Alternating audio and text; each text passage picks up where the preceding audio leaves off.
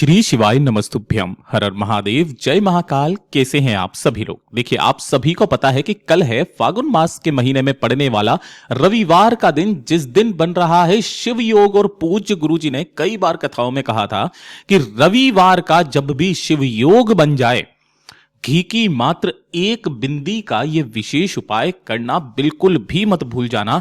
आप जिस कामना से करते हो, आपकी वो मनोकामना पूरी जरूर होती है। ये शिव तत्व है। पूज्य गुरुजी ने जब शिव महापुराण की कथा के दौरान इस उपाय को बताया था, तब जरूर कहा था कि महादेव जब आपकी सुन नहीं रहे हैं, आपके कार्य में बाधाओं पे बाधाएं उत्पन्न हो रही है, जीवन में सुख की कमी है, कुछ भी अच्छा नहीं चल रहा है, कार्यों में अचानक से रुकावटें आना पैदा हो रही है, तो एक छोटा सा उपाय इस रविवार के दिन करना बिल्कुल भी मत भूलना। गुरुदेव जी की ही कथा से सुन करके और समझ करके इस पूरे उपाय को बहुत आसान भाषा में आप सभी लोगों को बताऊंगा। परंतु उससे पहले आप सबसे बस एक छोटी सी प्रार्थना करना चाहूंगा कि जो भी शिव भक्त पहली बार आए हैं, चैनल को सब्सक्राइब जरूर से कीजिएगा और वीडियो को लाइक करके देव आदिदेव महादेव का जो प्यारा नाम आपको आता है कमेंट बॉक्स में जरूर से लिख दीजिएगा। इस पूरे वीडियो में हम 3 महा उपायों के बारे में बात करेंगे, जिन्हें आपको इस रविवार के दिन करने ही करने हैं, तो ध्यान से सुनना है और समझने की कोशिश करना है। सबसे पहले बात करते हैं हमारे पहले वाले उपाय की। यह पहला उपाय किन लोगों को करना है? देखिए, जब आपकी कोई कामना, कोई इच्छा, कोई हृदय की बात है जो महादेव तक नहीं पहुंच रही है, आपने उसके लिए काफी सारे उपाय भी किए होंगे, आपने व्रत भी किए होंगे, सब कुछ आपने करके देख लिया हो। पूज्य गुरुजी ने बताया कि जब भी ये रविवार का शिव योग बन जाए, तो इस वाले उपाय को बिना कुछ सोचे समझे किसी भी समय पर, चाहे सुबह, चाहे शाम को, चाहे दिन में, चाहे रात्रि में, किसी भी समय पर जाकर के इस उपाय को जो व्यक्ति करके आ जाता है, उसकी चाहे कितनी भी बड़ी मनोकामना क्यों ना हो, पूरी जरूर होती है। पूज्य गुरुजी ने कहा, इसके लिए आपको चाहिए होगा सबसे पहले 1 लोटा शुद्ध जल अपने घर का तांबे के कलश में। थोड़ा सा लेना होगा आपको घी। अब यह चीज ध्यान रखना, यहां पर चाहे 2 बूंद घी लो, लेकिन गाय का घी ही लेना, ठीक है ना? थोड़ा सा गाय का घी।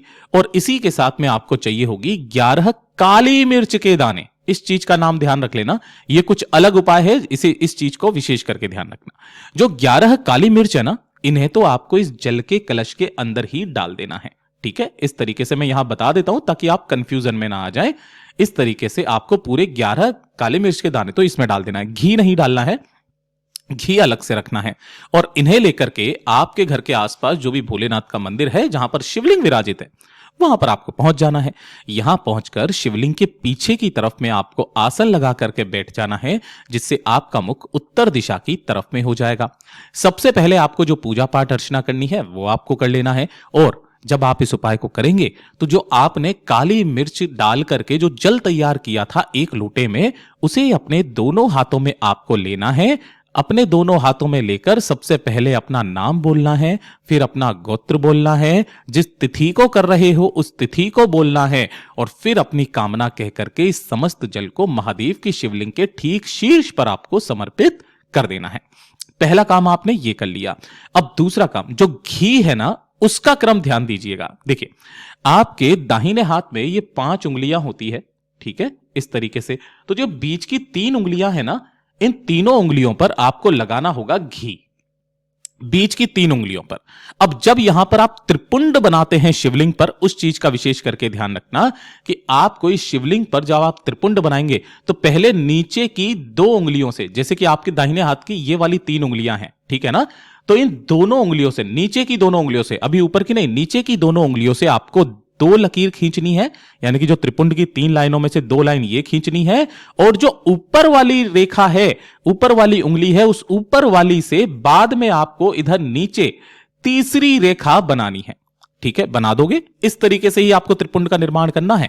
त्रिपुंड का निर्माण करने के पश्चात अपने दाहिने हाथ की अनामिका उंगली पर थोड़ा सा घी लेना, और बीच में अपनी उस अनामिका उंगली को स्पर्श करा करके अपने हृदय की बात, अपनी मनोकामना, जो भक्त मात्र कहकर के भी चला आ जाता है, उसकी चाहे कितनी भी बड़ी मनोकामना क्यों ना हो, पूरी जरूर होती है। पूज्य गुरु जी का बहुत अद्भुत और अचूक उपाय है, जरूर से कीजिएगा। और ये दूसरे नंबर का उपाय, जिसे मैं हर रविवार के दिन बताता ही बताता हूं। रविवार का इससे सुंदर उपाय कोई हो नहीं सकता। गुरुदेव ने कहा, जब आपके जीवन में धन और पैसे को लेकर के समस्याएं बन रही हो, कर्ज बढ़ता चला जा रहा हो, लोन चुकता नहीं हो रहा है, किसी से मदद के लिए आप फोन करते हो, सामने वाला आपका फोन नहीं उठाता है, आपकी मदद नहीं करता है, मां लक्ष्मी आपसे रूठी हुई है, काफी समस्याएं आपके जीवन में जब चल रही हो, तब गुरुदेव ने केवल एक ही सुझाव बताया। किस दिन?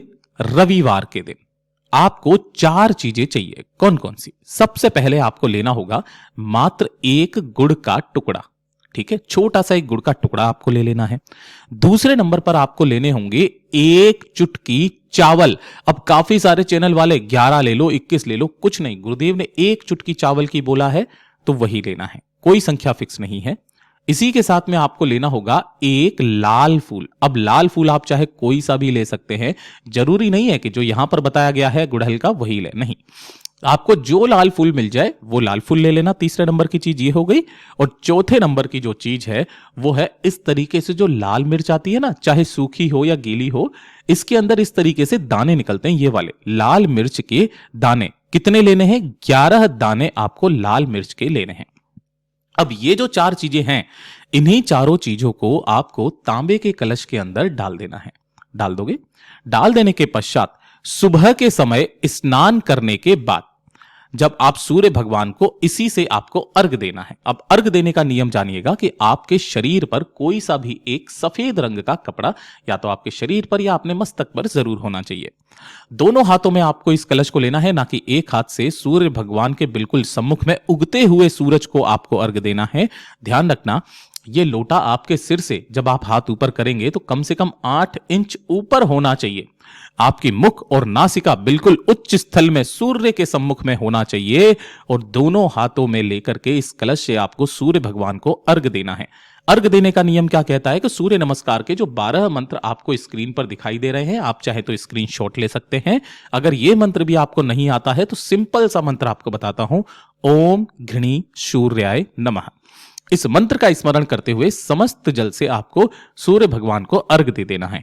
अर्घ देते समय काफी सारे भक्त कहते हैं कि हमारे छींटे पड़ते हैं पैरों पर, क्या इसका कोई दोष लगता है? तो जी नहीं, पूज्य गुरुजी ने साफ नकार दिया है कि इसका कोई दोष नहीं लगता है। इसे आशीर्वाद समझ करके ग्रहण कर ले, वहीं खड़े होकर अपने हाथों को जोड़कर 3 बार वहीं का वहीं घूम करके परिक्रमा कर दे और अपनी मनोकामना कह दे। पूज्य गुरुजी ने कहा अगले ही रविवार से आपके घर में महाराज धन की आवक होना शुरू हो जाती है। जो व्यक्ति आपका फोन नहीं उठाता, मदद नहीं करता, सामने से आपके पास आने लगता है। पूज्य गुरुजी का बहुत अद्भुत और अचूक उपाय है, जरूर से कीजिएगा। और अब बात करते हैं हमारे इस वाले उपाय के, इस वाले वीडियो के तीसरे नंबर के उपाय की। तीसरे नंबर का उपाय खास करके किन लोगों को करना है वो चीज ध्यान से सुनिएगा। ये वाला उपाय जनरली होता है सोमवार के दिन का, जो कि अगला आने वाला दिन होता है। चाहे कोई सी भी तिथि पड़ रही हो, चाहे सोमवार की एकादशी पड़ जाए, प्रदोष पड़ जाए, अष्टमी पड़ जाए, एकादशी पड़ जाए, कुछ भी, सोमवार के दिन का इससे सुंदर उपाय हो नहीं सकता है।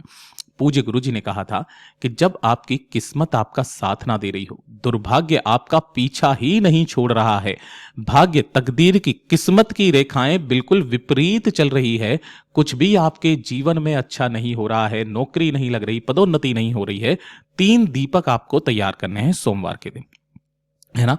तीनों दीपक के अंदर आपको गोल बाती लगानी है, लेकिन 2 के अंदर आपको भरना होगा घी और 1 के अंदर भरना होगा तेल, तिल का या सरसों का, जो भी आपको मिल जाए, ठीक है। इसी के साथ में आपको गिन करके लेनी होगी 7 लौंग, जिसके ऊपर का फूल भी होना चाहिए। 1 चुटकी काले तिल आपको लेने हैं और एक लक्ष्मी के तौर पर एक सिक्का, चाहे 1 का, चाहे 2 का, चाहे 5 का, चाहे 10 का, ठीक है। इन सभी को लेकर के आपको जाना होगा बेलपत्र पेड़ के नीचे, लेकिन उससे पहले जब भी आप इसे लेकर के जाएंगे तो एक घी का दीपक आपको अपने घर के मंदिर में अपनी कामना कह करके लगा देना है। बाकी के जो तो दोनों दीपक है ना, इन्हें अभी प्रज्वलित मत करना, इसे तो जला करके रख देना। बाकी के दोनों दीपकों को अभी जलाना नहीं है। इन्हें लेकर के और सारी सामग्री को लेकर के पहुंच जाना है किसी भी बेलपत्र पेड़ के नीचे। सबसे पहले आपको करना क्या है, दाहिने हाथ के अंदर जो आपने लौंग, काले तिल और सिक्के लिए हुए हैं, उन तीनों चीजों को लेकर के अपने सिर के ऊपर से घड़ी की सुई की दिशा में 21 बार आपको घुमा लेना है और उसी पेड़ के नीचे एक छोटा सा गड्ढा खोद करके इन्हीं तीनों चीजों को उसमें गाड़ देना है। गाड़ देने के पश्चात उसी पेड़ के सम्मुख में आपको आसन लगा करके बैठ जाना है। आपका मुख बिल्कुल किसके सम्मुख में होना चाहिए? पेड़ के सम्मुख में। अब आपका जो राइट हैंड है, यानी कि दायां हाथ, उस तरफ में आपको लगाना है घी का दीपक, है ना। और जो आपका बायां हाथ है उस तरफ में आपको लगाना होगा तेल का दीपक, ठीक है ना। यहां पर मैं लिख देता हूं, ये घी का है, ये तेल का है। यहीं बैठ करके आपको 108 बार महादेव का जो मंत्र आपको आता है, पंचाक्षरी, षडाक्षरी, ओम नमः शिवाय, श्री शिवाय नमस्तुभ्यम, उस मंत्र का स्मरण करके ढोक देकर अपनी कामना कह करके वापस घर की तरफ जो व्यक्ति चला आ जाता है, चाहे उसके जीवन में विपरीत कितना भी भाग्य चल रहा हो, सही रास्ते पर आ ही जाता है। पूज्य गुरु जी के सभी उपाय बहुत ही ज्यादा खास और अद्भुत है, जरूर कीजिएगा। वीडियो पसंद आए तो लाइक करना, चैनल को सब्सक्राइब जरूर कीजिएगा।